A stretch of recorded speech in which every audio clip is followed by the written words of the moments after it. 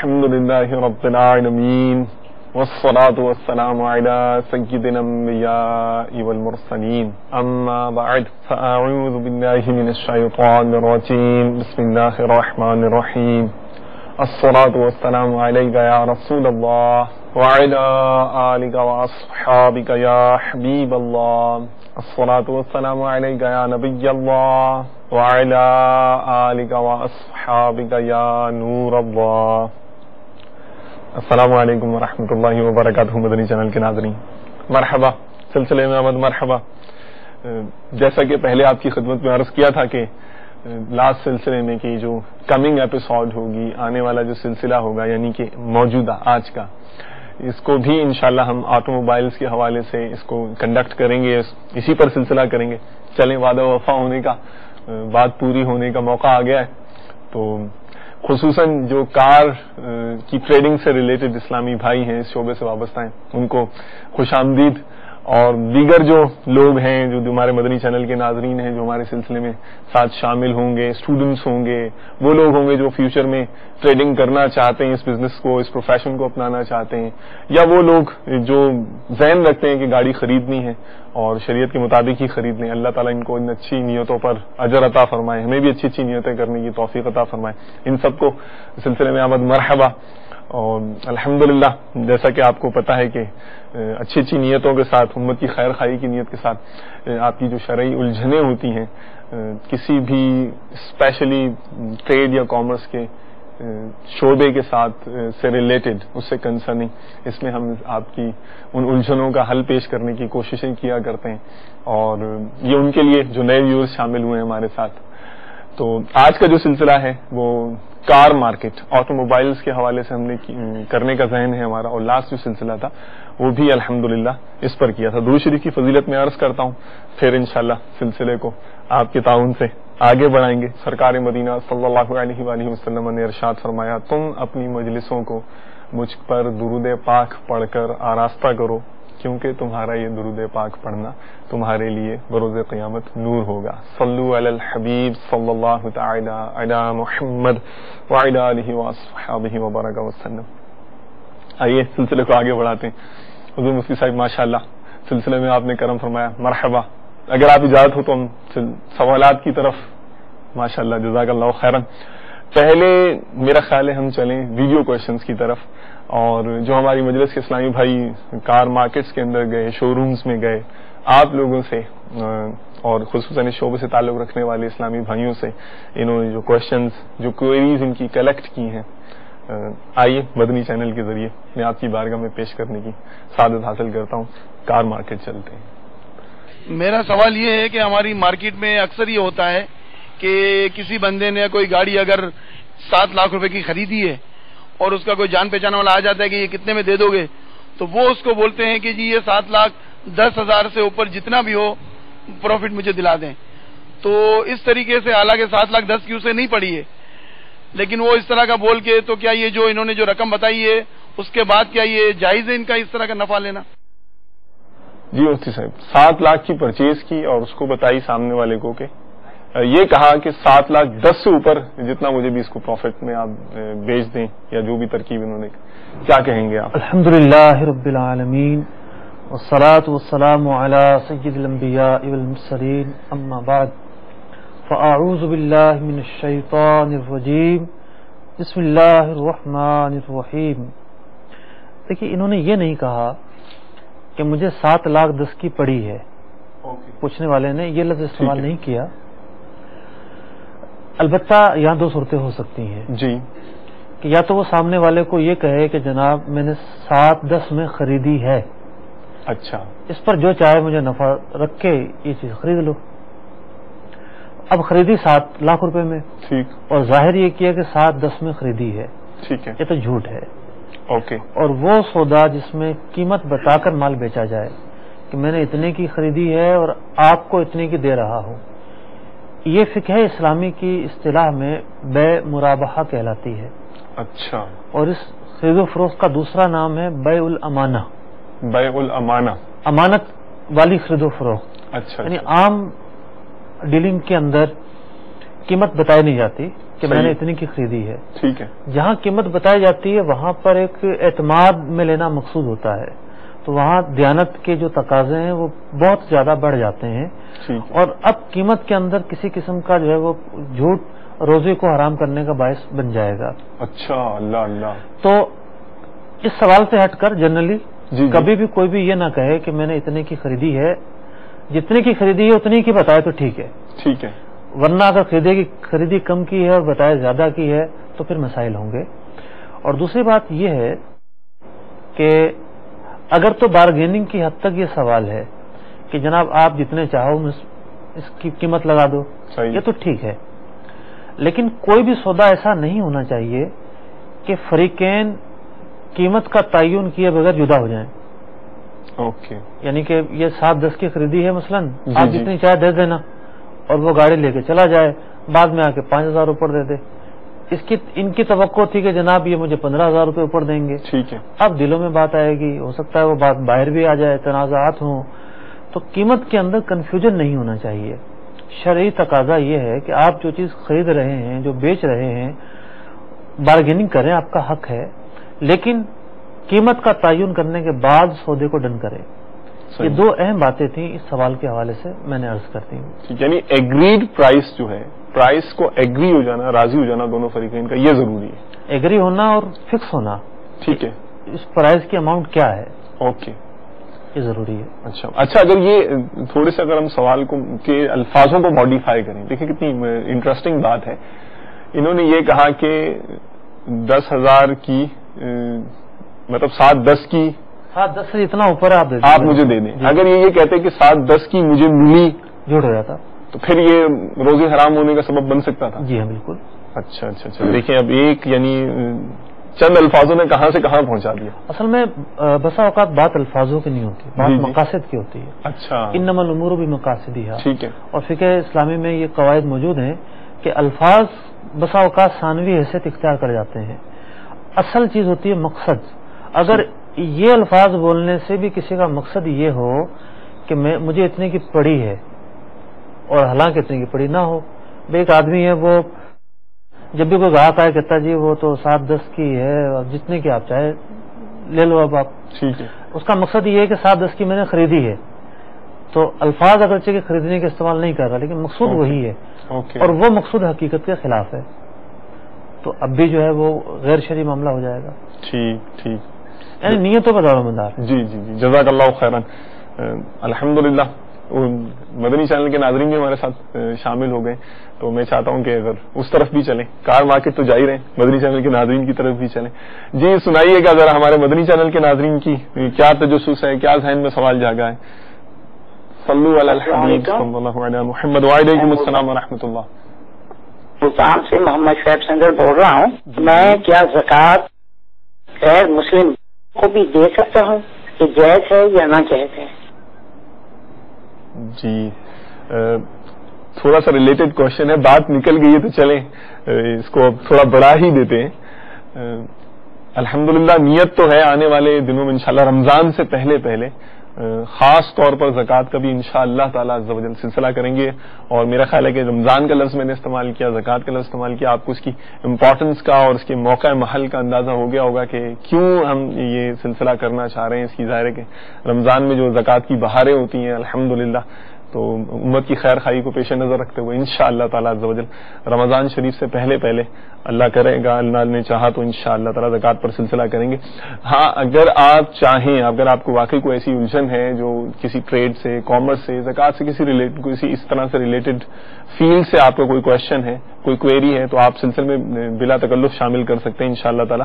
اس کا بھی جواب آپ کی خدمت میں عرض کریں گے. بیسکلی جو آج کا سلسلہ ہے وہ مینلی فوکسڈ ہے آٹو موبائل کی مارکیٹ کے اوپر، کار مارکیٹ کے اوپر. جی مفتی صاحب زکوٰۃ کے حوالے سے سوال کیا انہوں نے. زکوٰۃ اسلام کے جو 5 ارکان ہیں ان میں سے ایک رکن ہے، ایک فریضہ ہے، اسلامی فریضہ. اس فریضہ کے کچھ تقاضے ہیں جو دین اسلام نے بیان کیے ہیں. ٹھیک. اس میں سے ایک تقاضا یہ ہے کہ یہ جو مالی عبادت ہے اس کا جو مصرف ہے وہ مسلمان ہے. اچھا. زکوٰۃ جو ہے وہ مسلمانوں ہی پر خرچ ہوگی، غیر مسلم کو زکوٰۃ نہیں دی جا سکتی. ٹھیک, امید تشفی ہو گئی ہوگی بہت واضح الفاظوں میں ماشاءاللہ اور جامع انداز سے ہمارے مفتی صاحب نے جواب عطا فرمایا. اگین کار مارکیٹ, میرا سوال ہے کہ جیسے کہ کسٹمر آتا ہے گاڑی خریدنے کے لیے, گاڑی کی فائل ڈپلیکیٹ ہوتی ہے, نمبر پلیٹ ڈپلیکیٹ ہوتی ہے, بک ڈپلیکیٹ ہوتی ہے, انجن چینج ہوتا ہے, ایسا گاڑی کو فروخت کرنا بغیر بتائے کیسا ہے؟ اچھا جی, تو انہوں نے 2-3 ایشوز ایک ساتھ ہی ایڈریس کر لیے. نمبر ڈپلیکیٹ ہوتا ہے, نمبر پلیٹ ڈپلیکیٹ ہوتی ہے, ڈاکیومنٹس کے معاملے میں انہوں نے کہا کہ 2 نمبر ہوتا ہے, اور انجن کے حوالے سے بھی کچھ کہا انہوں نے, تو فرمائیے. دیکھیے بعض چیزیں ایسی ہیں کہ جو سینکڑوں شیپ میں, ہزاروں شیپ میں موجود ہیں. ٹھیک ہے, نہیں, چیز ایک ہی ہے لیکن اس کی شکلیں ہر مارکیٹ میں مختلف ہے. مثال کے طور پر جو چیز آپ بیچ رہے ہیں اس کے عیوب کو نہ چھپانا ضروری ہے. عیوب کو نہ چھپانا ضروری ہے, یعنی اس کے عیوب آپ ظاہر کریں. ٹھیک. اب یہ ایک اصول لے کر آپ ہر مارکیٹ میں چلے جائیں, صحیح, اس کی ہزاروں مثالیں آپ کو مل جائیں گی. تو دیکھیے اگر 2-3 ایگزامپل دے دیں مفتی صاحب تو ذرا انشاءاللہ امید ہے کہ عوامی ذہن کے حساب سے قریب ہو جائے گا. جیسا کہ ایک گاڑی ہے, اس کے اندر اصلی انجن نہیں لگا ہوا, جو اس کا باقاعدہ انجن ہوتا ہے کمپنی فٹڈ, وہ انجن نہیں ہے, یعنی جینوین نہیں ہے. جینوین نہیں ہے, صحیح, دوسرے قسم کا انجن لگا ہوا ہے. اور کسی بھی گاڑی کے اندر یہ ایک بہت بڑا عیب شمار کیا جاتا ہے. عیب کس کو کہتے ہیں؟ فقہائے اسلام نے فرمایا کہ وہ ڈفرینس, وہ تبدیلی, یا وہ یوں سمجھیں کہ تصرفات, یا وہ چیزیں جن کی وجہ سے چیز کی قیمت کم ہو جاتی ہے, وہ عیب شمار کیے جاتے ہیں. جانوروں کوئی آدمی خریدتا ہے, صحیح, ایک صحیح و سالم جانور ہے, ایک وہ جانور ہے جس کی ٹانگ ٹوٹی ہوئی ہے, تو دونوں کی قیمتوں میں فرق آ جائے گا. صحیح, اگرچہ کہ وہ مطلب کہ اس پر سواری نہیں کرے گا, اسے ذبح کرے گا, تب بھی اس ٹانگ کے ٹوٹنے کی وجہ سے اس کی قیمت میں فرق آ گیا. تو تاجروں کے عرف میں, تاجروں کے انداز میں, ان کی مارکیٹس میں جس چیز کی وجہ سے قیمت میں کمی آ جاتی ہے وہ عیب ہوتا ہے. صحیح, اور انجن کا تبدیل ہو جانا ایک بہت بڑا عیب ہے. جو کارکردگی, جو کوالٹی اور جو استعمال اصلی انجن دے گا یہ نہیں دے گا. مشین کے مسائل آئیں گے, بہت ساری چیزیں ہوں گی. اسی طریقے سے کاغذات کا جو ہے وہ ایک تو ہے اصلی ہونا, اصلی ہونے پر قانونی مسائل بہت کم ہوتے ہیں. دوسرا یہ ہے کہ ڈپلیکیٹ ہونا. ڈپلیکیٹ ہونے میں وہ بھی قانونی کاغذات ہوتے ہیں, مہر لگی ہوتی ہے باقاعدہ کہ ڈپلیکیٹ ہیں, لیکن چونکہ کاغذات کے ڈپلیکیٹ ہونے کی وجہ سے اس کی قیمت میں کچھ کمی آ جاتی ہے, گاڑی کی قیمت میں کمی آ جاتی ہے, تو یہ بھی ایک عیب ہے. صحیح. تو بندہ جو چیز بیچ رہا ہے اس کے جو عیوب ہیں ان کا ذکر کرنا, ان کا تذکرہ کرنا, یہ بیچنے والے پر ضروری ہے. اچھا, یہ بیچنے والے پر ضروری, بالکل ضروری. اچھا, ایک یہ ٹریڈیشن ہے let the buyer be aware, یعنی کہ وہ کہتے ہیں کہ بائر کو, خریدار کو یہ مطلب ہوشیار ہونا چاہیے, جاننا چاہیے وہ ایپ تلاشے. اب کوئی بھولا بھالا ہو, بالکل اس نے گاڑی دیکھی ہو, نہ پتا ہو, اس کو اتنی زیادہ نالج بھی نہیں ہے, جنرل نالج نہیں, تو اب یہ سیلر کی ذمہ داری ہے, یہ بائر کی ذمہ داری؟ آپ نے فرمایا کہ بیچنے والے کی ذمہ داری ہے. دین اسلام نے جو نظام دیا ہے اس میں معاشرے کے ہر فرد کو تحفظ حاصل ہے. ماشاءاللہ. اس میں بیچنے والے کو بھی تحفظ دیا گیا ہے, خریدنے والے کو بھی تحفظ دیا گیا ہے, ہر فریق کو تحفظ دیا گیا ہے. اور جو اصول و قواعد بنائے گئے ہیں وہ اس تحفظ کو سامنے رکھ کر بنائے گئے ہیں. تو دیکھیے, خریدنے والا تو بھولا بھالا بھی آ جائے گا, خریدنے والا اس چیز سے آشنا نہیں ہے, جب یوز کرے گا تب جا کر اس پر وہ اشکار ہوگی چیز. تو اولاً بیچنے والے کی شرعی ذمہ داری ہے, اخلاقی ذمہ داری تو ہے ہی, ماشاءاللہ, شرعی ذمہ داری ہے کہ وہ اس چیز کے عیوب کو بیان کر دے.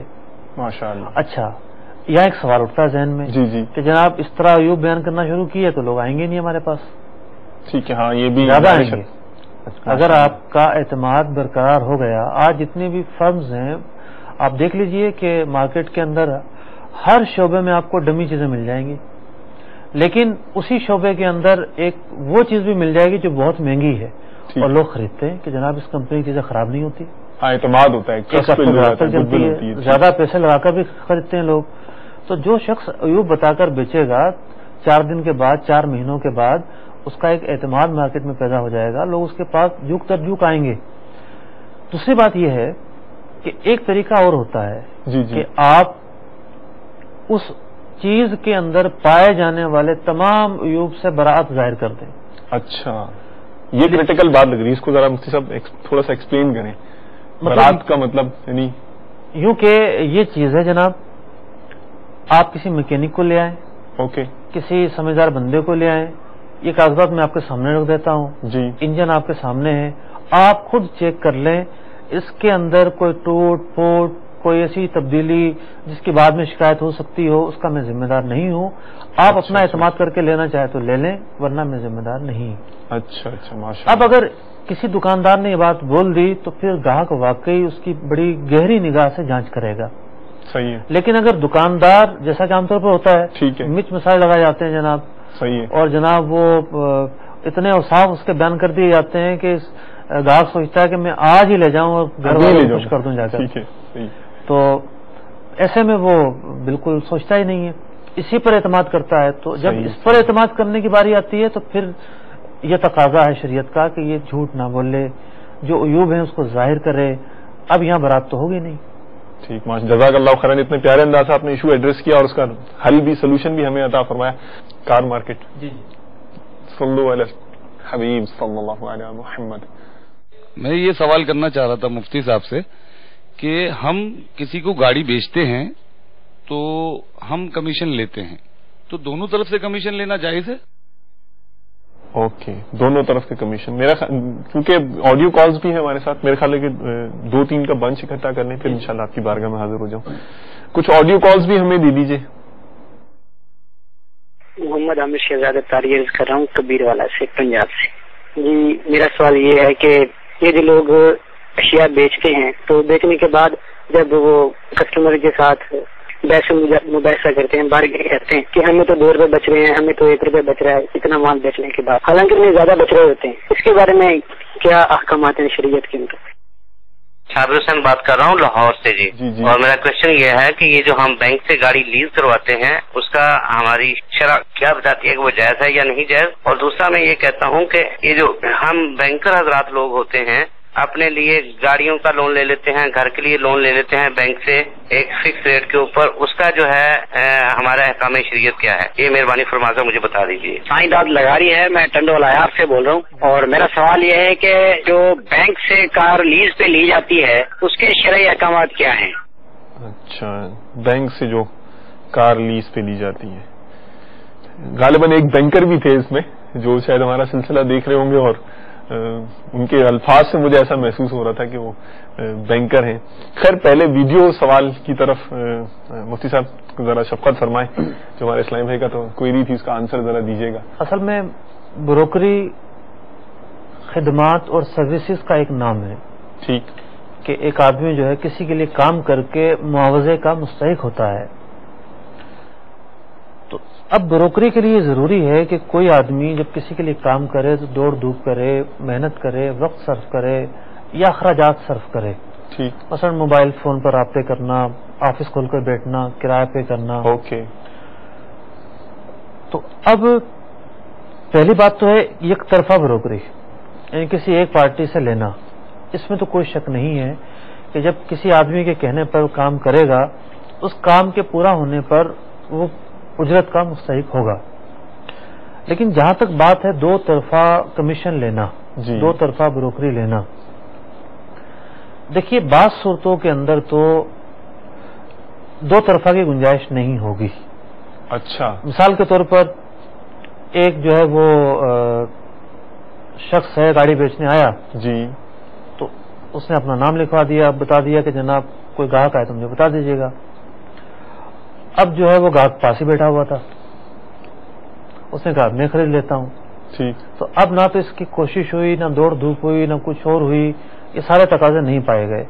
تو جہاں دونوں کے لیے کام کرنا پایا جاتا ہے کہ ایک آدمی خریدنے کے لیے آیا، اس نے لکھوا دیا جناب میں گاڑی خریدنا چاہتا ہوں، یہ آپ کے پاس گاڑی آئے تو مجھے آپ بتا دیجیے گا. ایک صاحب آئے کہ جی میں بیچنا چاہتا ہوں، آپ کے پاس آئے تو آپ بتا دیجیے گا. اب یہ دونوں سے رابطے کر رہا ہے، دونوں کو بتا رہا ہے کہ جناب اس کلر کی گاڑی ہے، اس ماڈل کی گاڑی ہے، اس سے بھی رابطہ کر رہا ہے، اس سے بھی رابطہ کر رہا ہے، دونوں کے لیے کام کر رہا ہے، تو دونوں طرف کی یہ بروکری اور اجرت کا مستحق ہوگا. اصل چیز ہے کام کا کرنا، محض زبان کے اعلانے سے تو یہ معاملات نہیں ہوں گے. جب دونوں طرف سے کام کا کرنا پایا جائے گا، دونوں طرف سے اجرت اور کمیشن لی جا سکتی ہے. ٹھیک، جزاک اللہ خیرن. اچھا، یہ جو آگے کی جو ہمیں آڈیو کوشچنز ملے، اس طرف بھی ذرا. پہلا سوال تھا آڈیو کوشچنز میں عامر شہزاد صاحب کا کبیر والا سے. جی جی. ان کا یہ کہنا تھا کہ جناب اشیاء کو بیچتے وقت دکاندار حضرات جھوٹ بولتے ہیں کہ مجھے نفع نہیں مل رہا اور مجھے تو نقصان ہو رہا ہے اور مجھے تو کوئی فائدہ ہی نہیں ہے، اور بعد میں یہ ہوتا ہے کہ وہی دکاندار جب گاہک جانے لگتا ہے نا، آواز دے کر بھی بلا لیتا ہے. ٹھیک. اچھا، ان کے یہ بھی الفاظ تھے مفتی صاحب کہ 2 روپے بچ رہے ہیں. جی ہاں، 2 روپے بچ رہے ہیں. دیکھیے، خلاف واقع چیز ایک چیز حقیقت نہیں ہے، اسے حقیقت ظاہر کرنا یہی تو جھوٹ ہے، اور جھوٹ ہمیشہ بے برکتی لاتی ہے. جھوٹ کی وجہ سے کاروبار میں کبھی برکت نہیں آئے گی. جو دکاندار جھوٹ پر جو ہے وہ بنیاد رکھ کر اپنا کاروبار چلاتے ہیں، وہ نہ جانے سینکڑوں کی تعداد میں جھوٹ بول دیتے ہوں گے، کیونکہ وہ بے فکر ہیں، انہیں کوئی احساس ہی نہیں ہے، دینی ذہن ہی نہیں ہے ہم کیا کر رہے ہیں، اور اس جھوٹ کی لعنت کے کیا اثرات ہمارے اوپر رونما ہو رہے ہیں. جیسا کہ جو لوگ حرام کی کمائی کھاتے ہیں، سود کھاتے ہیں، رشوتیں کھاتے ہیں، کھا رہے ہوتے ہیں، بڑے عیاشی کرتے ہیں، لیکن وہ آخری عمر میں پاگل ہو جاتے ہیں. گھر میں ایسی بیماریاں پیدا ہو جاتی ہیں، اس کو کینسر، اس کو ٹی وی، اس کو فلاں، اس کو فلاں. تو یہ جو نحوستیں ہیں جن کو دین اسلام نے خباثتیں اور نحوستیں اور برائیاں قرار دیا ہے، تو ان کے اثرات دنیا میں بھی ظاہر ہوتے ہیں اور آخرت میں بھی پکڑ ہوگی. جی، جھوٹ کے حوالے سے آپ فرما رہے تھے تو مجھے وہ میں نے کسی نفسیاتی مضمون میں پڑھا تھا کہ جب انسان جھوٹ بولتا ہے نا تو اس کے ضمیر کو ایک جھٹکا لگتا ہے. اچھا، اور وہ جھٹکا کتنا شدید ہوتا ہے؟ وہ اتنا زیادہ شدید ہوتا ہے کہ وہ ایک آلہ ایجاد کیا گیا، لائی ڈیٹیکٹر. جی جی. عموماً مجرموں کو بھی بعض ممالک کے اندر اس کو مطلب وہ مشین لگائی جاتی ہے، گزارا جاتا ہے، سوال کیا جاتا ہے، اور تو جب اصل میں اگر کوئی شخص جھوٹ بولتا ہے تو اس کی ضمیر کو جب جھٹکا لگے گا نا، وہ اتنا شدید جھٹکا ہوتا ہے کہ وہ جو لائی ڈیٹیکٹر ہوتا ہے اس جھٹکے کو نوٹ کر لیتا ہے. لیکن ایک بات ہے کہ یہ آلہ فیل ہو جائے گا اگر یہ دکانداروں کے یہاں نصب کر دیا جائے تو. وہ دن میں اتنا جھوٹ بولتے ہیں کہ انہیں بالکل احساس ہی نہیں ہوتا. جی.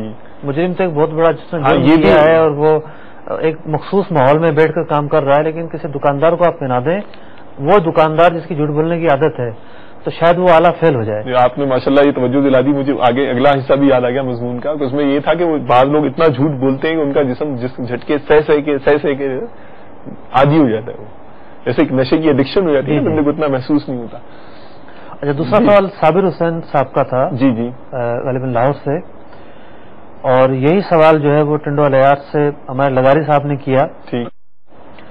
دیکھیے، گاڑی ہو، مکان ہو، ایکس وائی زیڈ کوئی بھی چیز ہو، انسان یا تو نقد خریدے یا ادھار میں خریدے یا قسطوں پر خریدے، یہ صورتیں تو جائز ہیں. ٹھیک. لیکن سودی قرضے پر کوئی بھی چیز خریدنا جائز نہیں ہے. گاڑی کی تخصیص نہیں ہے، کوئی بھی چیز ہو، یہ جنرل پرنسپل. جی ہاں. ٹھیک. سودی قرضے پر یعنی آپ جو کسی تیسری فریق سے یا سامنے والے سے خرید لیں، قیمت طے ہو جائے اور یہ شیڈول ہو کہ جناب جتنا لیٹ کرتے جائیں گے سود چڑھتا جائے گا، تو سود ایک لعنت ہے. سود سے معاشرتی برائیاں جنم لیتی ہیں، معیشت تباہ ہوتی ہے، ادارے تباہ ہوتے ہیں. لوگوں نے اسے آخری حل سمجھا ہوا ہے، ایسا نہیں ہے. سود تو ایک لعنت ہے، اس سے تو جان چھڑانے کی ضرورت ہے. تو بہرحال سود پر کوئی بھی چیز لینے کی اجازت نہیں ہے، اور سود ایک نحوستوں کا پلندہ ہے اور روزی کو حرام کرنے والی چیز ہے. تو سود جو لوگ کھاتے ہیں وہ حرام کھاتے ہیں، اور جو سود میں معاملت کرتے ہیں وہ بھی گناہ گار ہوتے ہیں، اور جو سود پر گاڑیاں لیتے ہیں وہ بھی گناہ گار ہوتے ہیں. ٹھیک. تو امید ہے کہ تشفی ہو گئی ہوگی، جواب عطا کر دیا گیا، اور عقل مند رہا اشارہ کافی ہے. کچھ انفرادی کوشش بھی ہمارے مفتی صاحب نے فرما لی، انشاءاللہ ہے کاش کے تیرے دل میں اتر جائے میری بات. Again we will move towards کام مارکیٹ. جی دکھائیے، صلو علی الحبیب صلی اللہ علی محمد. السلام علیکم ورحمۃ اللہ وبرکاتہ. وعلیکم السلام ورحمۃ اللہ وبرکاتہ. آپ کا اسم گرامی کیا ہے؟ محمد اسلم الطاری قادری. اسلم بھائی، کیا سوال کرنا چاہیں گے آپ سلسلے میں؟ میں لیزنگ کے اوپر آپ سے سوال کرنا چاہوں گا کہ جو لوگ بہت سارے جو ہیں گاڑیاں نکالتے ہیں لیز کے اوپر، اب وہ بعض اوقات ایسا ہوتا ہے کہ 4 مہینے 5 مہینے قسطیں بھرتے ہیں، پھر وہ قسطیں بھر نہیں پاتے ہیں، پھر وہ گاڑی بیچنے کے لیے آتے ہیں. تو جو گاڑی بیچنے کے لیے آتے ہیں تو ان سے گاڑی لینا کیسا، ان کی اس سلسلے میں مدد کرنا کس طرح، یہ جائز ہے یا ناجائز ہے؟ میرا مفتی صاحب سے ایک اور سوال ہے کہ لیز کے اوپر گاڑی نکلوانا کیسا، اور وہ جو لیز پہ جو گاڑی نکالتے ہیں وہ انشورنس لازمی ہوتی ہے، وہ انشورنس کروانا کیسا؟ گاڑی نکالنے پر تو ہم گفتگو کر چکے ہیں. جی جی. اب دوسرا پہلا جو سوال ہے بڑا اہم ہے جی، کہ ایک آدمی سے غلطی ہو گئی یا اسے اس غلطی کا احساس نہیں ہے، لیکن وہ کسی پارٹی کے پاس آ رہا ہے کہ جناب میری گاڑی خرید لو. ٹھیک. اب کیا احکام ہیں شریعت کے؟ صحیح. تو یہاں 2-3 صورتیں پاسبل ہو سکتی ہیں.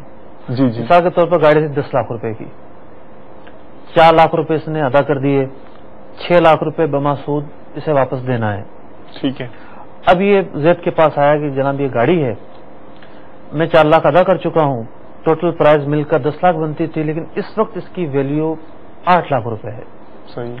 تو تم ایسا کرو، مجھے 8 لاکھ روپے دے دو، یہ گاڑی تم رکھ لو. تو اب جو شخص اس گاڑی والے کو 8 لاکھ روپے دے گا، یہ آدمی جا کر بینک میں چلا جائے گا اور اپنی قیمت ادا کر دے گا. جی جی. تو جو صورت میں نے یہ مثال دے کر بیان کی، اس میں خریدنے والے کا سودی معاملے سے کوئی بھی تعلق نہیں بنا. ٹھیک ہے. اس کی اور مطلب جو شخص جس نے گاڑی خریدی تھی اس کی ڈیلنگ ہوئی ہے، اس کی ڈیلنگ ہوئی. لیکن یہاں ایک کنفیوژن ہے، وہ یہ ہے کہ بہت ساری ڈیلنگز میں بینک مالک ہی نہیں بناتا. اچھا. بعض لوگ مالک بنا دیتے ہیں. صحیح. یعنی کاغذات حوالے نہ کرنا مالک بنانے کے منافی نہیں ہے. کاغذات لوگ مکانات کے اور گاڑیوں کے اپنے پاس رکھ لیتے ہیں، تو وہ تو ایک گروی کی طرح ہو گئے کاغذات. مطلب گروی کا جو فقہی مفہوم ہے وہ تو نہیں ہے یہاں پر، یعنی کہ اعتماد کے لیے رکھ لیتے ہیں کہ بھاگ نہ جائے.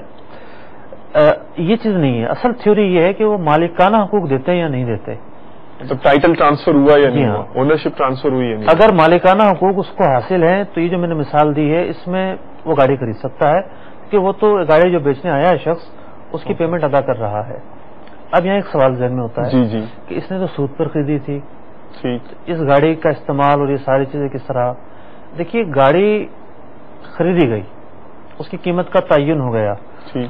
اب جو یہ شخص اضافی پیسے دے گا کسی بھی ادارے یا کسی فردی شخص کو، فردی طور پر شخص کو، تو وہ اضافی رقم جو ہے وہ ناجائز و حرام ہے. اس گاڑی میں حرمت نہیں آئی. اس کے میں مثال عرض کروں، ایک آدمی سود پر قرضہ لے لیتا ہے. صحیح. اب جو رقم اسے ملی ہے وہ تو پاک رقم ہے، 50,000 روپے کسی نے لے لی، اس سے کاروبار کیا، تو وہ 50,000 تو قرضے کی رقم میں پاک ہے، جو کاروبار کیا وہ بھی پاک ہے. جی. لیکن جو اضافہ وہ دے گا 50 کے بجائے 70,000 دے گا، تو یہ جو اوپر کے 20,000 ہوں گے یہ ناپاک اور سود کی رقم ہوگی. تو وہ اضافہ جو بھی لے گا وہ لینے والے کے حق میں ناپاک اور حرام ہے. اچھا. لیکن وہ جو رقم قرض میں لی گئی وہ پاک ہے، اس سے جو کاروبار ہوا وہ بھی حلال ہے. لیکن یہ شخص گناہ گار ضرور ہے، کیونکہ اس نے ایک غیر شرعی سودے کا ارتکاب کیا اور غیر شرعی طریقہ کار اس نے اپنایا. ٹھیک. تو میں یہ عرض کر رہا تھا کہ ایک صورت تو یہ ہے کہ خریدنے والا پوری پیمنٹ دے دیتا ہے اور وہ گاڑی بیچنے والے کی ملکیت میں بھی تھی. صحیح. تو یہ صورت جائز ہے، خریدنے والے پر کوئی قباحت لازم نہیں آتی. صحیح. دوسری صورت یہ ہو سکتی ہے اور زیادہ ہوتی ہے کہ جناب 4 لاکھ میں ادا کر چکا ہوں، 4 لاکھ ادا کرنے ہیں، تم ایسا کرو مجھے 2 لاکھ روپے دے دو. 2 لاکھ تو گاڑی کی قیمت کم ہو گئی ہے. ٹھیک ہے. تو بقیہ جو ہے 4 لاکھ تم بینک کو ادا کرتے رہنا یا کسی ادارے یا کسی فرد کو ادا کرتے رہنا، اور اب تم جانو یہ گاڑی جانے. 2 لاکھ روپے لے کے وہ الگ ہو جاتے ہیں. ٹھیک. تو اب یہ شخص جو ہے یہ سود پے کرتا ہے، یہ ان قسطوں کو جو ہے پورا کرتا ہے، پھر یہ لیٹ کرتا ہے تو پینلٹی پڑتی ہے، پورے وقت میں نہیں دے گا تو مزید جو ہے وہ اضافہ دینا پڑے گا. تو یوں یہ خود یہ شخص جو ہے وہ سود میں ملوث ہو جائے گا، اس کا ارتکاب کرے گا اور سودی معاملات میں یہ چلا جائے گا. تو اس طرح کے سودے کی گاڑی لینا جائز نہیں ہے. ٹھیک. جزاک اللہ خیرا. اچھا، اس میں بیچ میں ایک اور ایشو بھی آیا تھا ان کے کویشچن سے ریلیٹڈ، وہ انشورنس کے حوالے سے کہ دیکھیے جو طریقہ کار ہے انشورنس کے اندر وہ تو جوا ہے. یعنی آپ نے سالانہ جو ہے وہ 5,000 روپے یا 10,000 روپے جمع کروا دیے کہ میں بھی پاسبل ایکسیڈنٹ ہو جائے، نقصان ہو جائے، گاڑی چوری ہو جائے تو مجھے اپنی رقم واپس مل جائے گی، مطلب وہ تلافی ہو جائے گی. تو اگر تو وہ نقصان ہو گیا تو ایک بہت بڑی رقم پاس آ جائے گی.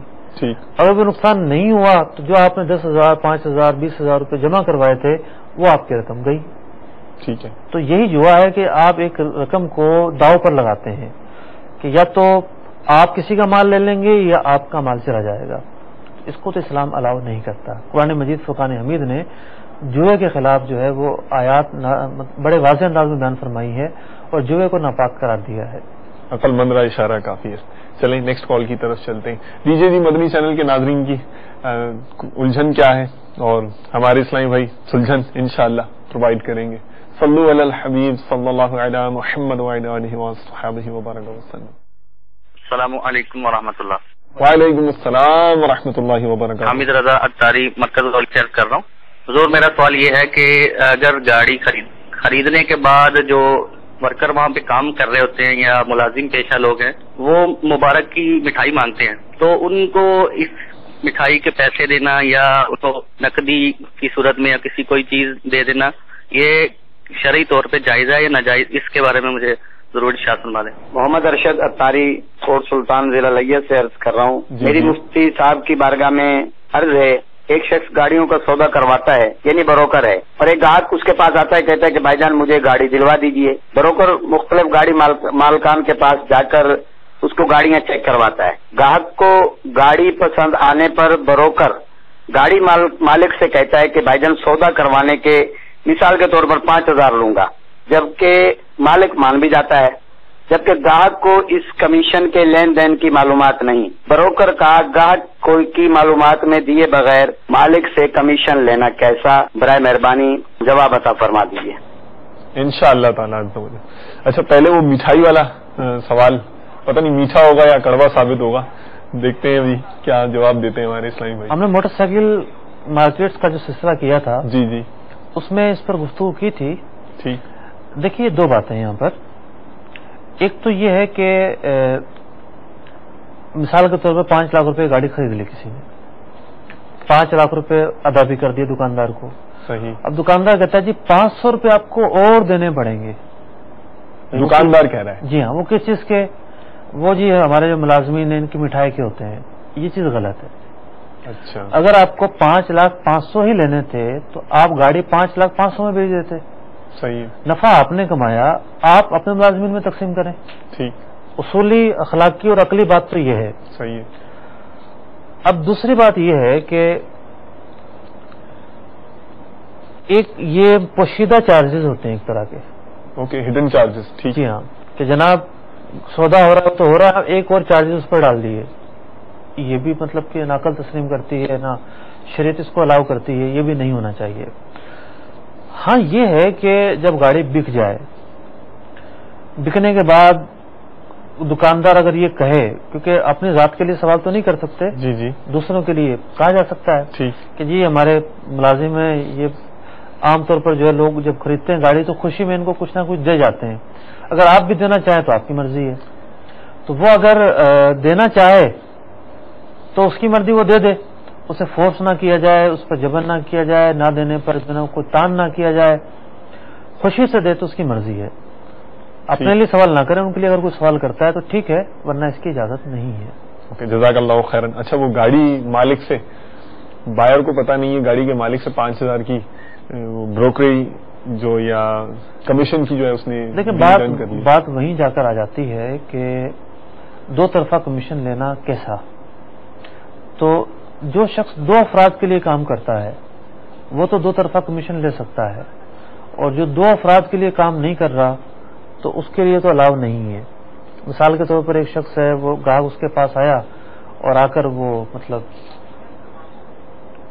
اس کو لے گیا، تو یہ تو اب گاہک کے لیے کام کر رہا ہے. تو اب اس نے دکاندار کے لیے تو کوئی محنت، کوئی صحیح کوئی کوشش کی ہی نہیں. ہاں یہ ہے کہ وہ گاہک سے کمیشن نہ لے. بعض ایسی صورتیں بھی ہوتی ہیں، بعض رشتے دار آ جاتے ہیں تو ان سے وہ کمیشن نہیں لے، مانگ ہی نہیں سکتے. تو گاہک سے وہ کمیشن نہ لے اور دکاندار کو بتا دے کہ میں تمہارے لیے گاہک لاؤں، وہ کہ لے آؤ. یہ تو ایک بہت بڑی سروس ہے. صحیح ہے تجارتی دنیا کے اندر کہ گاہک لے کر لا کے دینا. جی ہاں بہت بڑا کام ہے. تو اس کی یہ مطلب اجرت طے کر لے تو اب وہ دکاندار سے اس صورت میں لے سکتا ہے. ورنہ جب وہ ایک گاہک کے لیے کام کر رہا ہے تو دکاندار کے لیے تو اس نے کچھ بھی نہیں کیا عملی طور پر. ٹھیک, جزاک اللہ خیرا. ماشاءاللہ ایک ہمارے الیکٹریکل انجینئر ہیں ماشاءاللہ, اور کافی یعنی کہ اپنے ادارے میں بہت مشہور بھی ہیں. ان کا بھی ایک سوال ہے میرے پاس, viewer of the Madani channel ہے, انگلش میں ہے, میں کوشش کروں گا اس کا ترجمہ کر دوں. سم people add thick lubricant oil in engine اور gear box to diminish the noise level so that they may get good price. یعنی وہ ایسا ہوتا ہے مارکیٹ کے اندر, خصوصاً سیکنڈ ہینڈ گاڑیاں جو ہوتی ہیں وہ اس میں نا تھک آئل, گاڑھا قسم کا آئل ڈال دیا جاتا ہے. اب یہ بڑی انٹرسٹنگ بھی ہے جو لوگ گاڑیاں لینے جا رہے ہیں ان کے لیے بھی. وہ انجن میں گیئر باکس کے اندر تھک آئل ڈال دیتے ہیں. اب اس سے نا اس کی جو نوائز ہوتی ہے, آواز ہوتی ہے, وہ ڈیمینش ہو جاتی ہے, کم ہو جاتی ہے, محسوس ہی نہیں ہوتی. سم ٹائمز ایسے آئل بھی ملتے ہیں کہ جو آواز کو ویسے ہی آواز آ رہی ہوگی انجن میں وہ کم کر دیتے ہیں. اب وہ انہوں نے مینشن کی نہیں اور گاڑی بیچنے کے لیے آ گئی کہ اچھی قیمت مل جائے گی, ورنہ اگر نہیں ڈالیں گے تو آواز نہیں سب کو سنائی دے گی تو ظاہر ہے کہ قیمت وہ نہیں لگے گی. اس صورت میں مفتی صاحب کیا فرماتے ہیں آپ؟ دیکھیے یہ تو دھوکہ ہے, 100% یہ دھوکہ ہے. اور نبی اکرم علیہ الصلوۃ والسلام ایک مرتبہ اناج کے ڈھیر کے پاس سے گزرے تو اس اناج کے جو اوپر والا حصہ تھا وہ خشک تھا. آپ علیہ السلام نے جب اس میں ہاتھ مارا تو نیچے سے وہ گیلا نکلا. اللہ اللہ, یعنی وہ وزن بڑھانے کے لیے کوئی ترکیب ہوئی ہوگی. ٹھیک, تو جس کا وہ اناج تھا آپ علیہ السلام نے اس پر توبیخ فرمائی, ناراضگی کا اظہار کیا. تو دیکھیے یہ تو ہے دھوکہ دہی کہ ایک چیز کے اندر ایک عیب ہے, اس کے عیب کو آپ چھپانے کے لیے ایک ٹیکنیک استعمال کر رہے ہیں. ٹھیک, حالانکہ جب وہ گاہک آتا ہے تو آپ یہ خرابی بتائیں گے نہیں. صحیح, آپ اس خرابی کے بجائے اس چیز کی 4 مزید ایسی تعریف کر جائیں گے جو اس میں پائی نہیں جاتی. تو دھوکے کی تو اجازت اسلام نہیں دیتا. بندہ 4 پیسے کم کما لے اور جو بیچنے والا ہے وہ 4 پیسے سستی میں چیز بیچ دے, لیکن کسی کو دھوکہ نہ دے. کیونکہ آج آپ کسی کو دھوکہ دیں گے, کل آپ کو کوئی دھوکہ دے جائے گا. صحیح. اور دنیا میں کتنے ہی ایسے لوگ ہیں جو اس لیے روڈ پر آ جاتے ہیں کہ لوگ ان کے ساتھ اتنا بڑا فراڈ کر جاتے ہیں کہ ان کے پاس کھانے کے لیے کچھ نہیں بچتا. دھوکہ تو ایک ایسی چیز ہے کہ جس سے گھر کے گھر اجڑ جاتے ہیں. ٹھیک, جزاک اللہ مفتی صاحب. ایک اور ذہن میں اسی سے ریلیٹڈ ملتا جلتا کوشچن آیا کہ اب مجھے پتا ہے فار ایگزامپل کہ یہ انجن بول جائے گا, یعنی کہ یہ انجن سیز ہو جائے گا, لیکن ابھی نہیں, 1-2 دن بعد, ہفتے بعد سیز ہو جائے گا.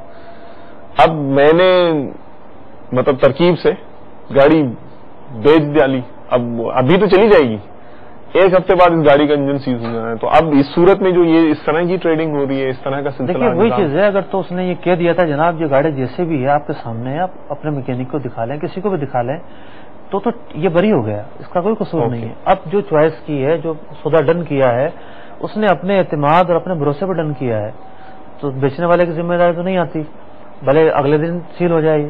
ٹھیک, کتنے لوگ ہیں کہ شیر شاہ مارکیٹ سے جو ہے وہ مختلف آئٹمز لے کر آتے ہیں. صحیح ہے, چھوٹی چھوٹی مشینری لے کر آتے ہیں, تو وہ لگ پر ہوتا ہے, چل گئے تو چل گئے, نہیں چلے تو دوسرے دن بند ہو جاتے ہیں. تو یہ طریقہ کوئی اختیار کرے گا تو تب تو بچت ہے. اگر تم جھوٹ بولا, غلط اوصاف بیان کیے, تو اب وہ غیر شرعی معاملات کا ارتکاب کرے گا, تو اس صورت میں اجازت نہیں ہوگی. جی ٹھیک ہے, آڈیو کالز کی طرف چلتے ہیں. جی دیجیے مدنی چینل کے ناظرین کی کال. صلو علی الحبیب صلی اللہ تعالی علی محمد وعلی آلہ وصحبہ وبارک وسلم.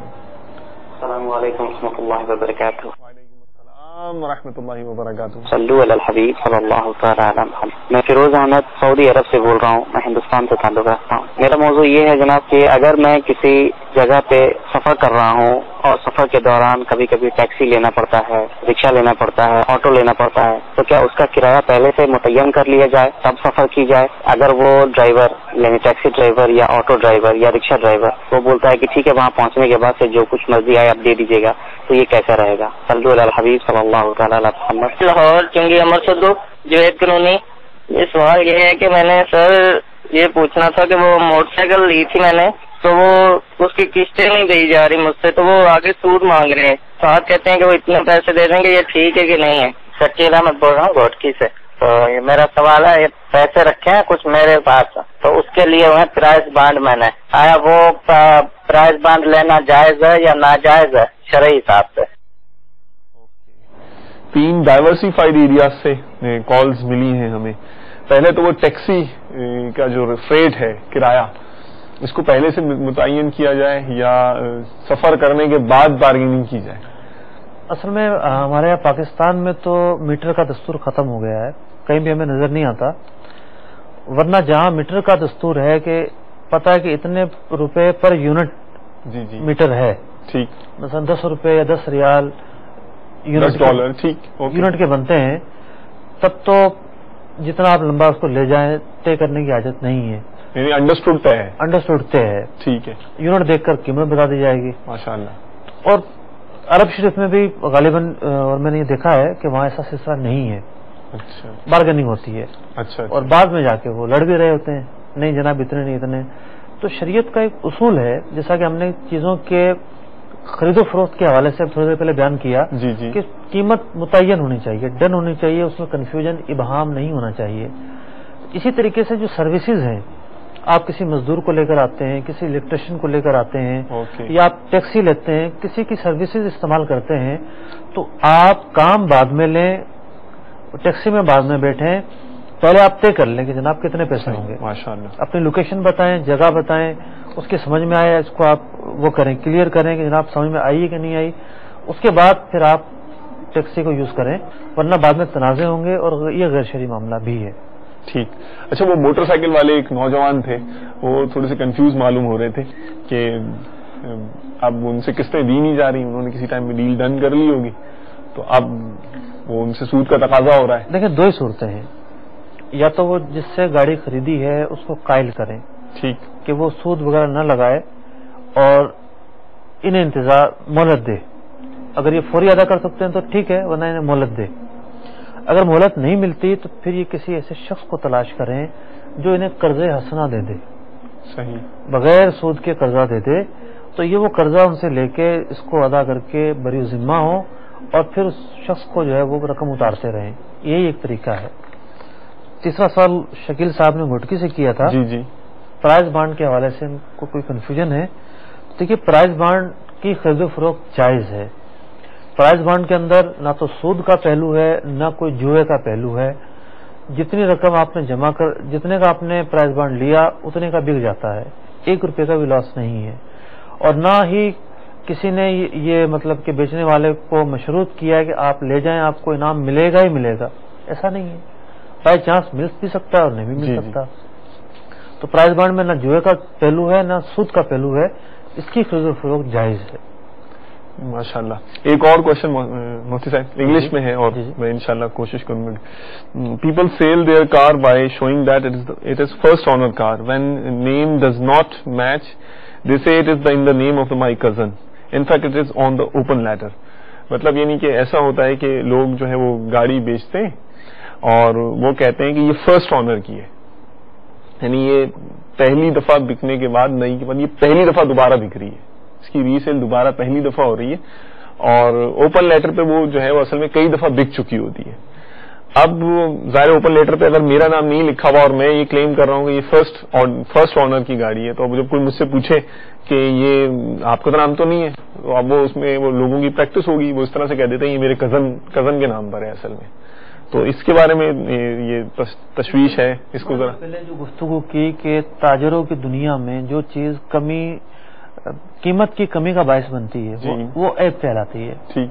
तो एक तो गाड़ी होती है एक ही हाथ में रही हुई गाड़ी, सही, तो लोग इसको बड़ा तरजीह देते हैं कि जनाब एक हाथ में रही है, ये चीज अच्छी है।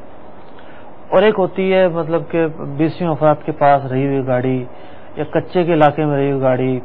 ये शहर और मतलब कि देहात का भी फर्क आता है। शहर के रोड बहुत अच्छे होते हैं, देहात के रोड टूटे फूटे होते हैं।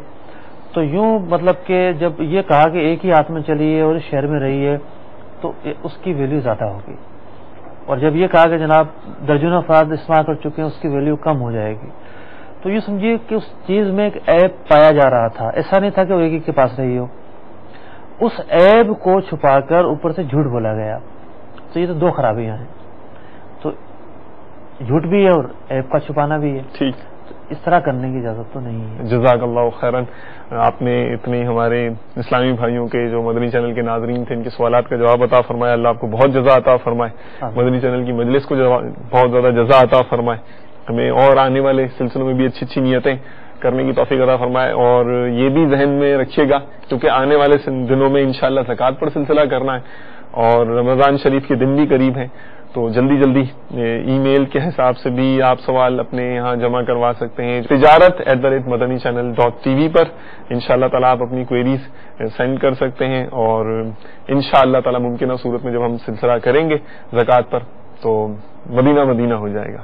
ہم نے انشاءاللہ تعالیٰ جب کیونکہ اپنی اور ساری دنیا کے لوگوں کی اصلاح کی کوشش کرنی ہے, تاجر بھی ہمارے ہیں ان کی بھی اصلاح کی کوشش کرنی ہے. ہم نے نیتیں ہیں انشاءاللہ کہ ان مدنی چینل کی برکت سے ہماری جو مارکیٹس ہیں, ہمارے جو بازار ہیں, یہ بھی برکتوں کی کان ہو جائیں اور سچے مسلمانوں کی پہچان ہو جائیں یہ کہ عمل بعمل مسلمان ہمیں الحمدللہ شرعی معاملات کے حساب سے سودے کرتے ہوئے نظر آئیں. تو کاروں والوں کا چینل مدنی چینل. لیکن یہ یاد رکھیے گا, چلائیے گاڑی اچھی اچھی نیتوں کے ساتھ, مگر کسی نے کہا تھا کہ لمبے سفر کا آغاز, زندگی میں بہت سے سفر کرنے پڑتے ہیں, وہ سفر نہیں ترقی کے سفر کی بات کر رہا ہوں, روحانی سفر کی بات کر رہا ہوں. تو لمبے سفر کا آغاز ایک قدم سے ہوتا ہے, انگیشن کی چابی سے نہیں. تو جو پیدل چلنے والے ہیں ان کو بھی حقیر نہیں سمجھنا ہے. Stay tuned to us, still more to come. Madani channel کا فیض کا ذریعہ بہتا رہے گا, آپ لوٹنے والے بنتے رہیے. پھر ملاقات ہوگی.